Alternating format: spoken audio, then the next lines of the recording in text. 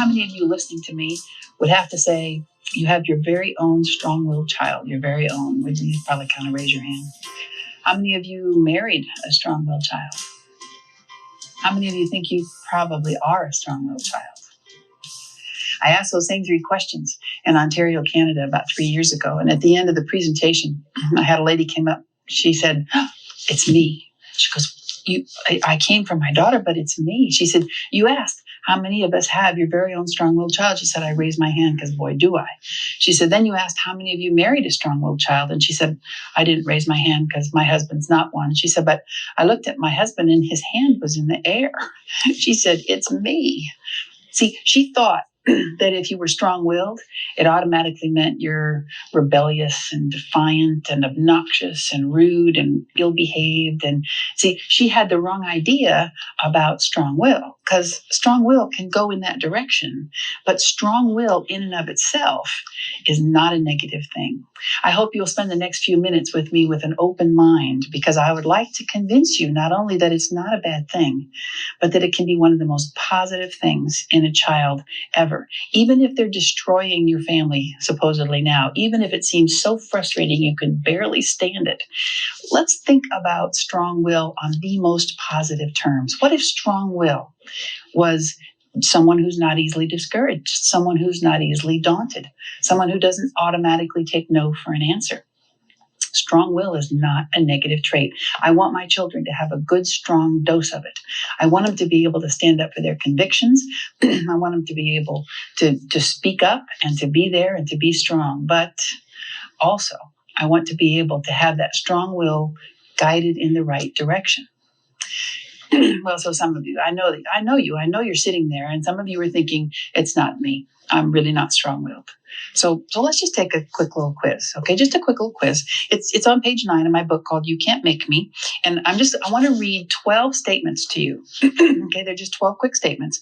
And just in the privacy of where you're listening to this, just be honest with yourself. And after I read the statement, if you would have to say, that would be me, just kind of put your hand up and put it back down, and keep track of how many times out of 12 you would have to raise your hand on these statements. Okay, now before I read these, let me just tell you that I raised my hand all 12 times, just so that doesn't catch you off guard. Okay, ready? Now, the strong-willed child, we'll call him SWC, because the strong-willed child is adults too. You do not outgrow this. Strong-willed child almost never accepts words like impossible or phrases like it can't be done. Can move with lightning speed from being a warm, loving presence to being a cold, immovable force. Yeah. May argue the point into the ground, sometimes just to see how far into the ground the point will go. When bored, has actually been accused of creating a crisis rather than letting a day go by without incident. I'm not saying you've done it, but accused of it. See, I hate to tell you, but with strong-willed kids, wow, boredom is our greatest enemy. Considers rules to be more like guidelines. As long as you're abiding by the spirit of the law, why are you being so picky? Can I just tell you, as a former police officer, they can't actually write you a ticket in Walmart's parking lot. That's because it's private property. Now, if your kids aren't with you, you're by yourself, and there's no traffic, and the stop sign is in a really stupid place, don't do that on the actual road, but rules, guidelines. The strong-willed child shows great creativity and resourcefulness, seems to always find a way to accomplish the goal. Come on, are you being honest? Are you raising your hand? Can turn what seems to be the smallest issue into a grand crusade or a raging controversy. Doesn't do things just because you're supposed to. It needs to matter personally. Refuses to obey unconditionally. Always seems to have a few points of negotiation before actually complying. Doesn't mean I won't do it. Just, Not afraid to try the unknown, conquer the unfamiliar. We're willing to take risks. Every strong-willed person has a different risk. I would still rather catch a bad guy in the bushes than a spider in the bathtub, but everybody has differences. Can take what was meant to be the simplest issue, simplest request, and interpret it as an offensive ultimatum. That would be me. May not actually say the words to apologize, but almost always makes things right. See, we don't deal well scripted. Say you're sorry. Go on. Say you're sorry. Say it. Say I'm sorry.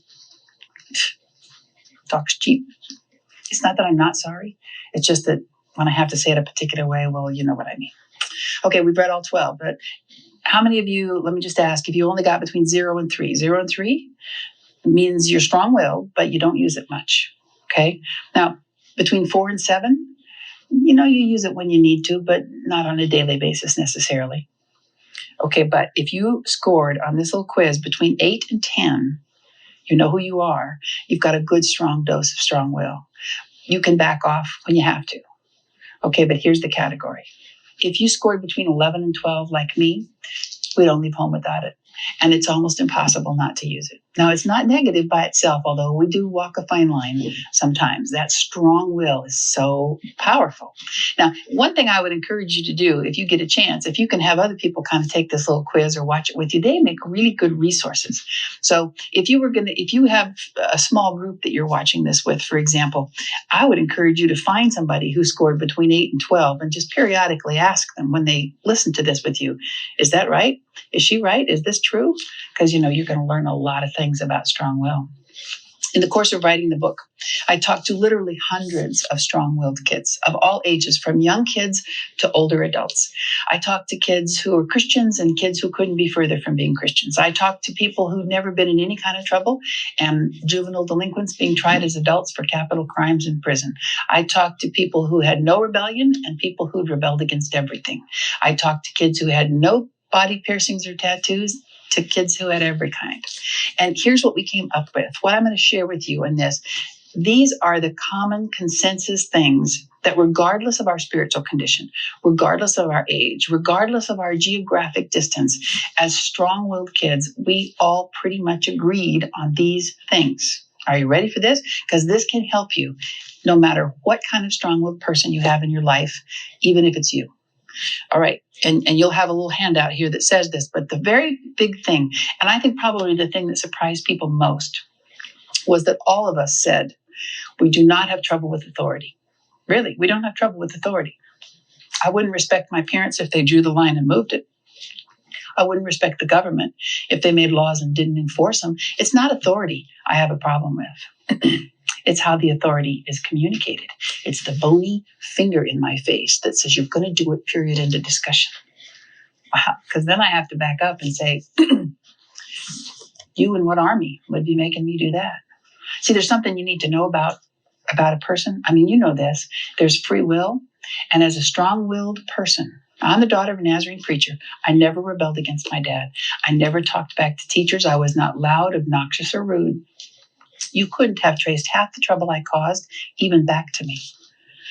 Normally, under normal circumstances, I was pretty easy to get along with. It's when you back me into a corner and you point your bony finger in my face and say, do it or else, that I'll just else. Because see, I know there's nothing I really have to do except die, which I am willing to do. If I'm willing to die and you're not, I win. Okay, I'm dead, but I win, and I don't care if I had to die to do it. I don't think I have to tell you that when you have a child this way, all bets are off on traditional methods of discipline and motivation, because you can't just point your finger at me and make me do it. The authority's fine, but the bony finger will not work.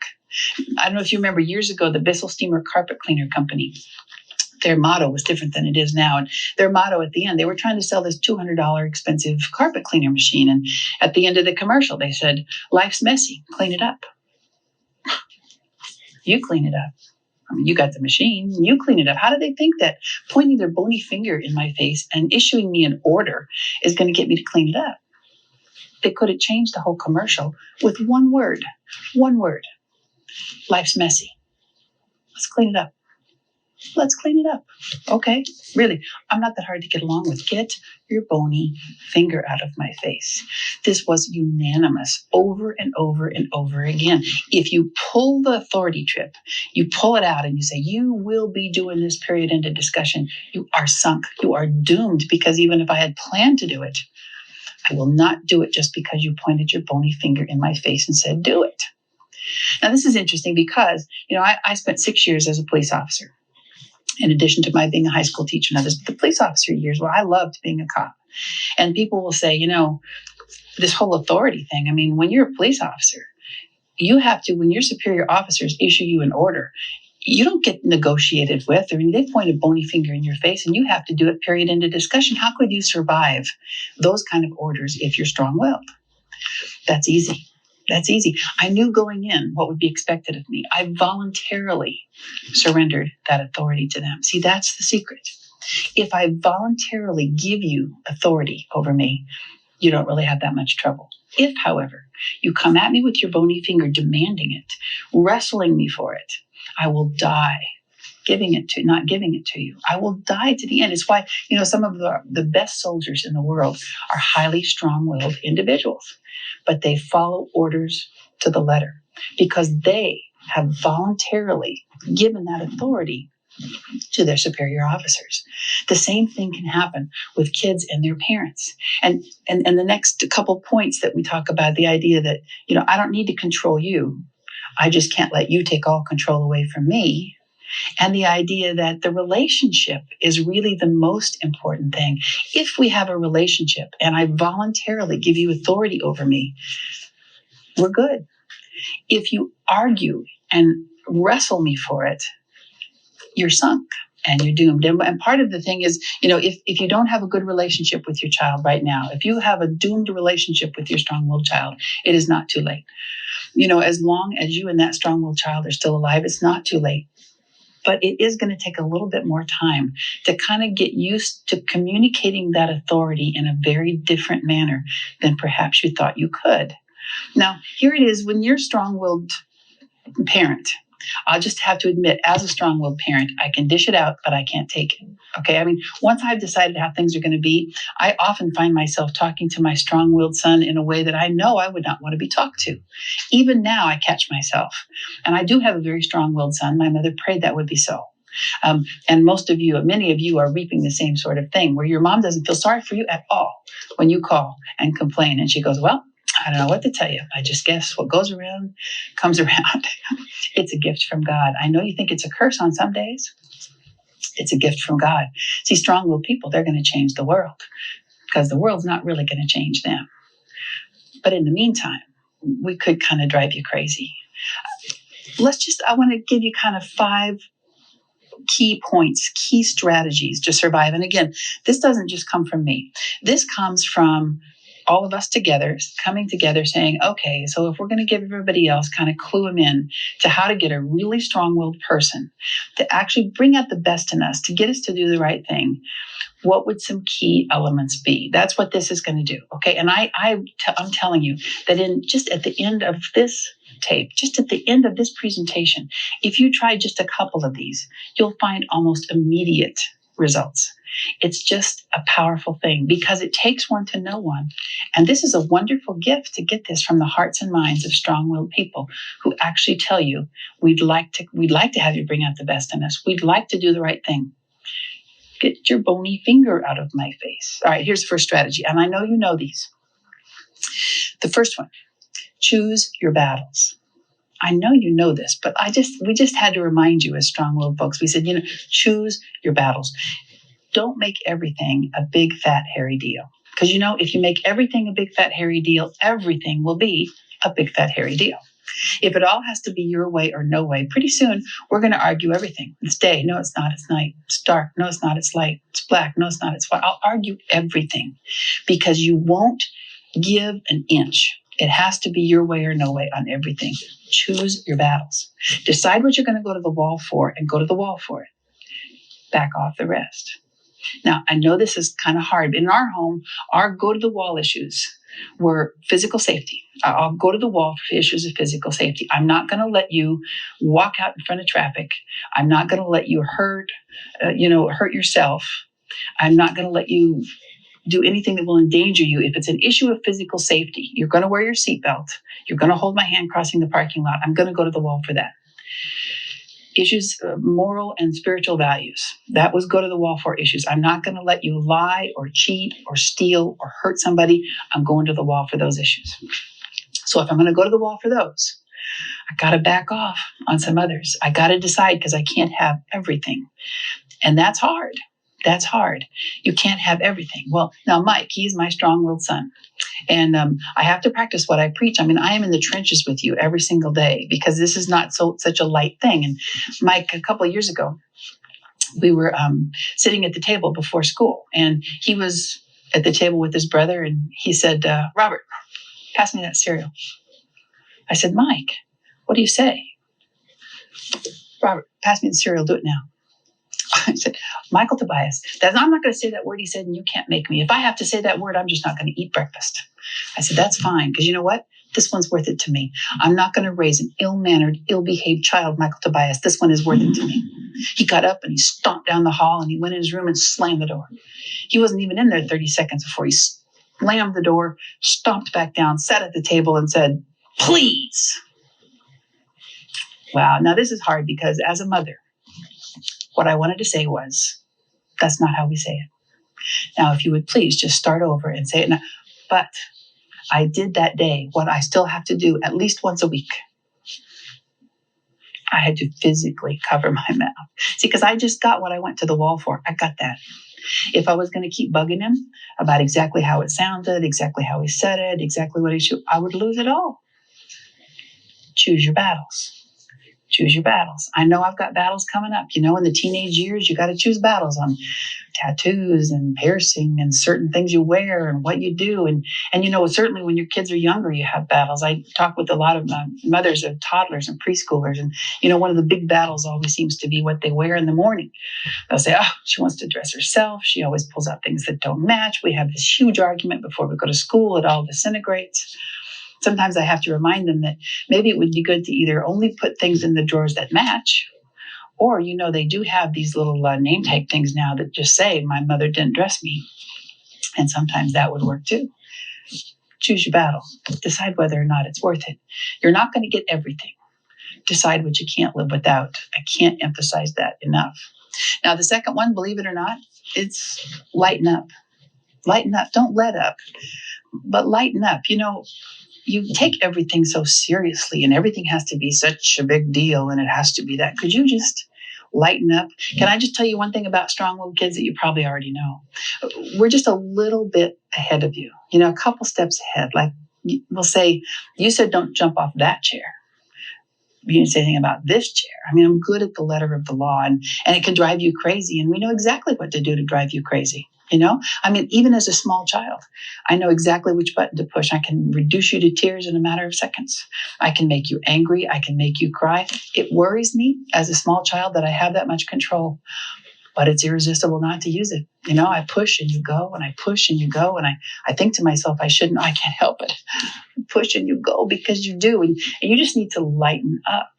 A sense of humor goes a long, long way. One of my favorite discipline methods is Love and Logic by Jim Fay. And he has my favorite thing that he says when he talks about, he actually talks parents through certain confrontations. Like he'll say, you know, you stay calm and you stay kind of deadpan in certain things. And one of my favorite phrases that he uses is, nice try, nice try. You know, he'll say, you know, your kid can say, that's not fair. And you're a terrible parent. And everybody has better parents than I am. And you just don't even know how to parent. You're just lousy at it. And you just say, I know. Because you're not engaging them. There's nothing to argue about. And then they say, well, you just don't even love me. And you don't even love me. You think I'm terrible. And I don't think you love me at all. And you say, nice try. Well, I'm going to run away from home. I'll love you wherever you go. You just stay, you know, kind of even rather than reacting. And the nice try, it works miracles. It truly does. You know, instead of following your first impulse when they do something outrageous, you go, oh, nice try. Don't think so. You know, you try to stay just a little bit. There's nothing wrong with saying, whoa, wow, you're in the master of a quick comeback. I think you and I both know that what you just did was totally inappropriate. Got to give you kind of a ticket for that. But I love how your mind works. Sure hope we can get that on the right track. I mean, just kind of let it ride just a little. If you just blow up all the time and you just come to me and you know what? It's not very effective.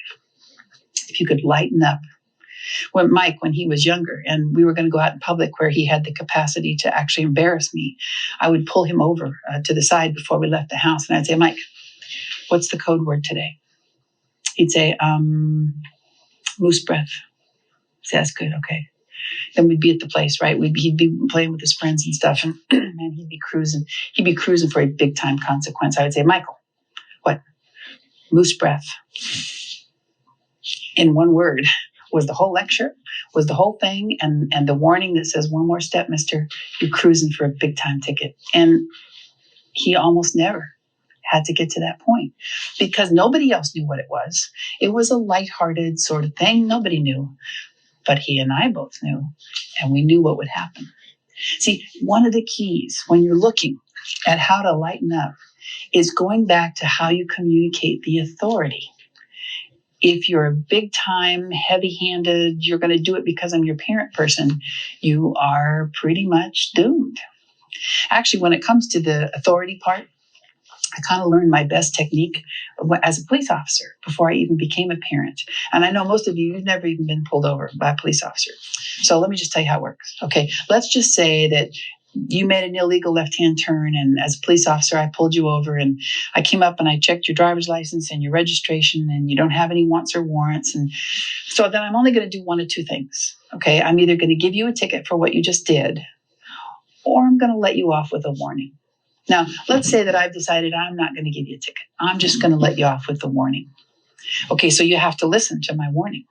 You know, it's a residential street and blah, blah, blah, and blah, blah, blah. And yeah. You wish I would just shut up and just, excuse me, this is your punishment. See, you're not getting a ticket. So my warning to you and my lecture, that is your punishment. I can talk to you as long as I want, in any way that I want, anyhow that I want, because this is your punishment. Here's the thing, and you can ask any police officer anywhere in the United States, and I believe they'll back me up on this.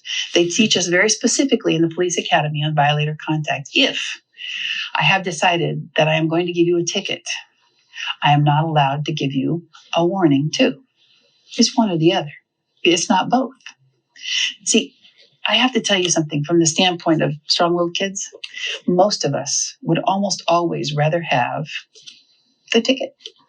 That's right, because most of our lives, all we've gotten is the warnings. You rant, you rave, you. How many times have I told you before? You need better. Please, just write the ticket. You know, let me calmly pay my fine and sign my name and go on with my life. But instead, you rant, you rave, you point, you lecture, you warn. Just lighten up. Just, okay, I'll take the ticket. Now, if I've come up and I've written you a ticket, I would be fired. If I said, I never want to see this car on the street again. Do you understand? If I ever catch your car on the street, I would be fired. I don't have to say that. I wear the uniform. I have the badge. I'm the authority. I can afford to be polite, respectful, not sarcastic. Please drive carefully. Have a nice day. Here's your ticket. Calm. Lighten up. It's not a big deal. Just go on with your life calmly, because the less calm you are, the more angry you get, the less effective you will be. You need to lighten up. Just keep a sense of humor.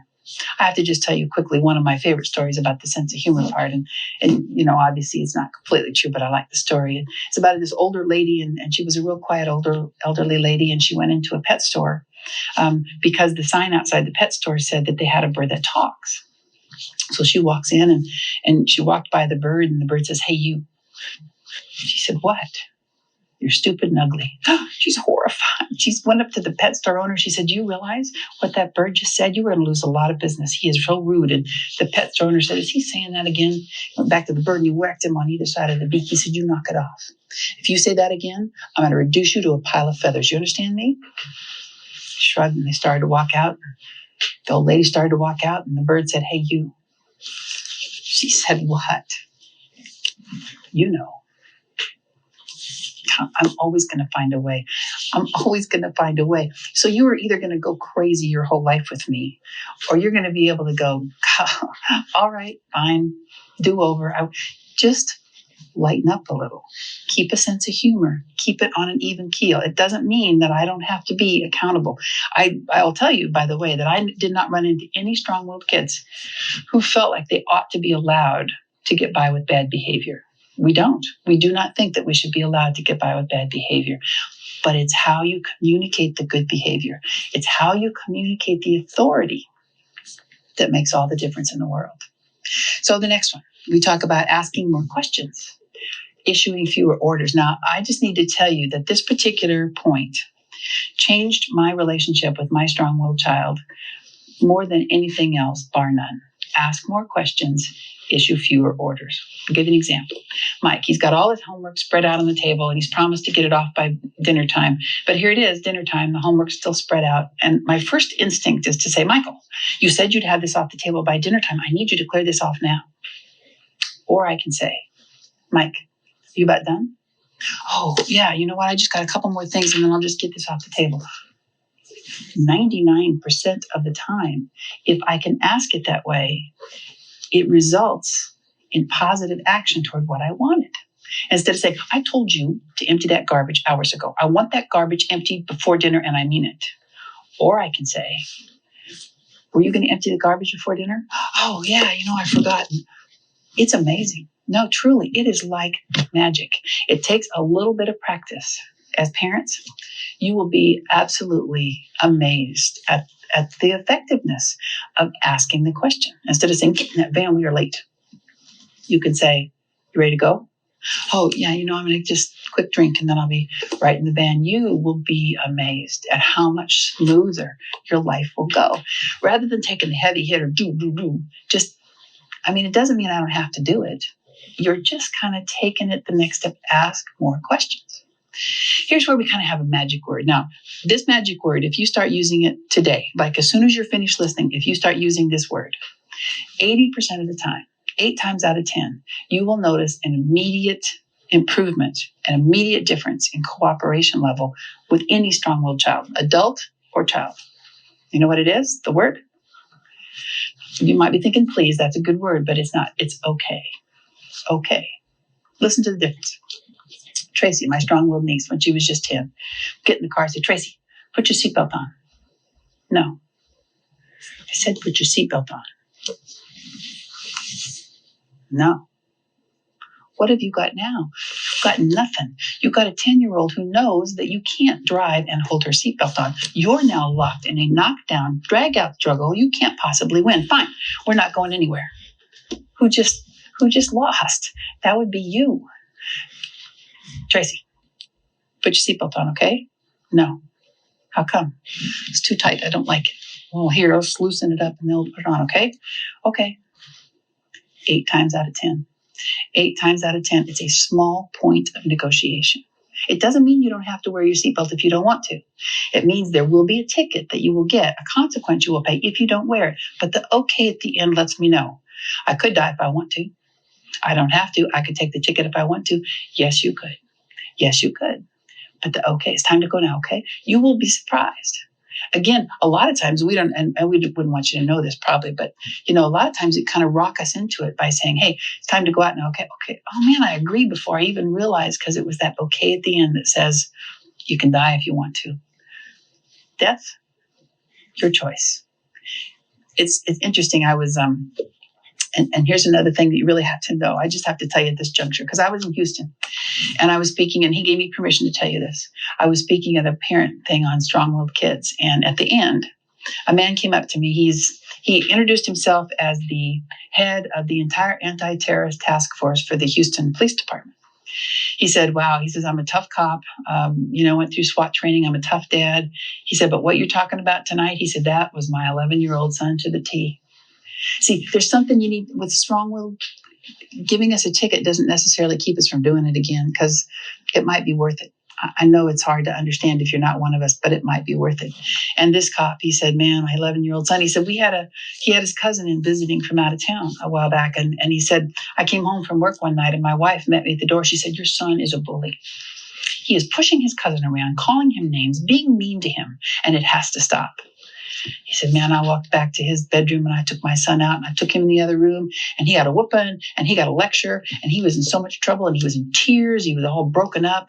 He said, while he was crying, I said to him, this is what's going to happen to you every day that you treat your cousin this way.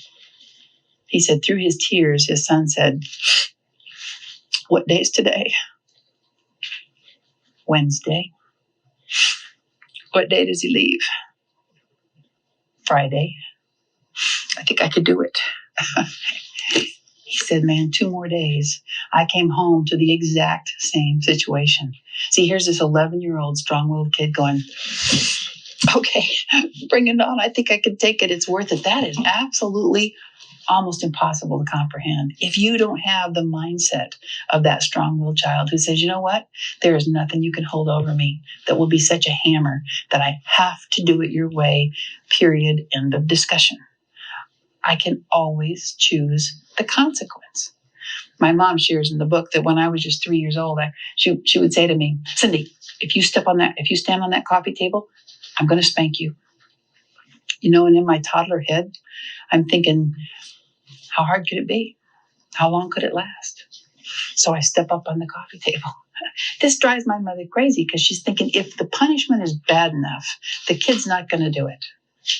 No, that doesn't work that way. There's nothing that we won't do if it means that we simply have to capitulate to your authority just because you said so. Wow, frustrating, huh? This doesn't mean that you're not the authority as the parent. You are. We want you to be. We all said we want you to be. It means that you can't just do it automatically, and you can't just point your bony finger and have brute force us to do it. God gave me free will. I need to choose. It needs to be voluntary. I need to be held accountable, motivated, inspired. Can you force me to do it? You can't. Well, this next one's kind of hard too. This fourth one, it's, as parents and as teachers, educators, authorities of any kind, most of us need to hand out more tickets and give fewer warnings. I think I probably don't have to tell you it's a whole lot easier to hand out warnings than it is tickets, because it's hard to know what's the right ticket, what's really going to work, and then we're the ones that get punished with the ticket. But you know what? As a strong-willed child, if there's no ticket, if there's no consequence, I can't respect you enough. I have to know that there actually are boundaries and parameters. And I know you've heard that many times, but it's actually true. Not false, phony boundaries and parameters, not, I'm doing this because I love you type parameters.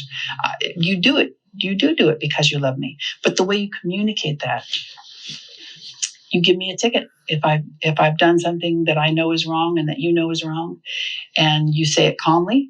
You don't yell and scream and have all kinds of crazy things going on. You just are calm and do it. One of the things, and probably maybe none of you have ever encountered this, but one of my favorite things, and it kind of combines the ticket and the questions. I don't know if you've ever had a child who brings home a report card, right, full of D's and F's. Wow, D's and F's. And, our first instinct as parents when that report card comes home is to say, these grades have got to come up. No, they don't. They don't have to come up. I don't have to do anything except die, remember? And so they don't have to come up. And you lose. I've talked to kids who I'll say, why are you flunking math for the 3rd semester in a row? Because my mom said, there's no way you're flunking math this time. Wow, this hardcore strong will. But there's a way around it. Here's what you do. You get the report card full of D's and F's. You say, wow, an F in science. Did you want an F in science? Yes, I did. No, I probably didn't, but I'm just kind of testing. See, I'm kind of testing to see if your reaction is going to be this rant and rave. Can't make me want a better grade, so move on. Wow, an F in history. Did you want an F in history? No, not really. Really? What grade did you want? I'd like to get at least a C. Yeah, what do you think it'll take? Miracle. You want any help with that miracle? See, what you're doing now is you're shifting the responsibility to me and some control that says, you tell me if you want a better grade, I'm here to help you get it. But I can't make you want a better grade. I can't make you want to change your life. I can't force you to want a better life. I need to ask, is this how you want your life to be? Are you happy with this habit and addiction? Are you satisfied? Are you content to have this? If I say, yes, I am, you got to move on for a while. If I say, no, I'd like to change, now you have something to work with. Now you do. See, a lot of times we just assume, Charlie Brown said in the cartoons years ago, there's no heavier burden than a great potential. Everybody's saying, well, you're just not working up to your potential. You're getting C's and you could get A's if you want to. Yeah, that's the key though. I don't get A's because you want me to. I get A's because I decided I think it's worth it and I want to get A's. I remember years ago, actually not too many years ago, researchers came out with this front page story. They were so excited because they'd tried for years and years and years to prove this. And they've finally proved without a shadow of a doubt that every single human brain is potentially capable of mastering advanced calculus. They were ecstatic. I read the article and went, but why would I want to? See, they were assuming that because my human brain is capable of it, that I would automatically want to do it. We do that with the best of intentions, but sometimes we come on like gangbusters and we just push right over that kid saying, this is what you ought to be and this is what you ought to do. And by George, you can get straight A's and I want to see you get straight A's or else. Wow. I mean, could you let me have a little bit more control? Could you find out if that's really what I want to do? Because if I commit to it, I'll do it. But if you force me into it, we're both going down the wrong road again. The tickets, the accountability, I do need them to be there. Now, the fifth one may be the most important one of all. And again, even kids that weren't Christians agreed to this. And this is make sure your strong-willed child knows your love is unconditional. Make sure your strong-willed child knows your love is unconditional. See, you say to us, I'll love you no matter what. I say, really? How about this? You love me now? How about this? See, because often we find out you don't really love me no matter what. You love me if I do it your way. You love me if I follow your rules. And if I don't, you seem to withdraw your love from me. That's devastating. If you don't demonstrate an unconditional love for me as a parent, I can't possibly believe that there is a God in heaven who has unconditional love for me as his child. Unconditional love doesn't mean I'm not held accountable. It does mean that I am never without your love and your support. There are tickets to be paid, consequences to be paid, but I have to know beyond a shadow of a doubt, without question, that your love will always be there, that there will never be any question of that. It's hard. It is. And I know, again, as the mother of a strong-willed son, as the daughter of a strong-willed dad, we've gone through a lot of strong-willed issues. But one thing I have never been in doubt of is the fact that my dad loves me without question. And my son has no doubt of that as well. Is it difficult? Is it a challenge? Yeah, but we've got an advantage. Let me just tell you a quick story. And again, I don't know how many of you play golf. Any of you play golf out there? I'll tell you a story of 3 golfers. The first golfer, they were golfing together. The first golfer, he steps out, he hits his ball, goes straight for the water. But the golfer was Moses. So he raised his golf club and the water parted and the golf ball went through dry. Second golfer, he steps up. He hits the golf ball once clear out, also straight for the water. But this golfer was Jesus. So he raised his hand.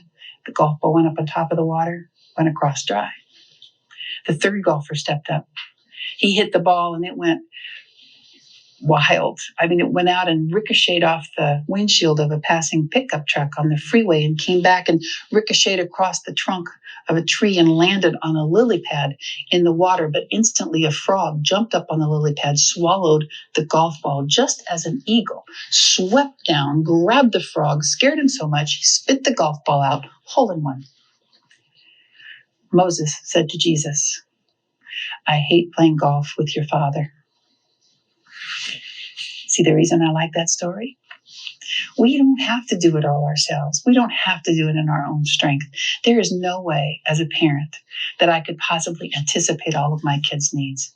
There's no way as a parent of a strong-willed child that I will ever have all the patience I need at the time I need it. I won't even remember half the tips that I'm supposed to remember. But you know what? I have an incredible advantage. I serve my Heavenly Father. I have the advantage of knowing the Creator and Designer.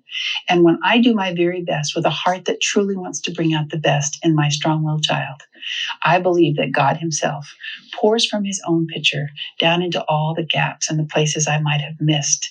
And His mercy and His grace and His strength gives me the will to go on. The strong-willed child, I do believe they will change the world. I know they will change the world. I also believe that some of you listening right now have an incredible world changer who's changing your world, who's driving you crazy, who's destroying perhaps part of your family. Even in the finest Christian families, there can be a wedge that gets pushed in there. You might be beside yourself with frustration. You may be discouraged beyond measure. Can I just tell you one thing? It's no mistake that God gave you a strong-willed child. It's no mistake. He very deliberately chose for you every child in your life, biological, by adoption, as a teacher, any way you like. I truly believe, and I'm convinced after almost 19 years of working with strong-willed kids, God knew what He was doing when He gave you that strong-willed child. You do need strength and wisdom from above, but more than anything else, you need to understand that strong will is a very positive trait, and that no matter what, if you can focus and dedicate your strong will on Christ, together the two of you will make the world an incredible place and lift Him up. Thank you. God bless you.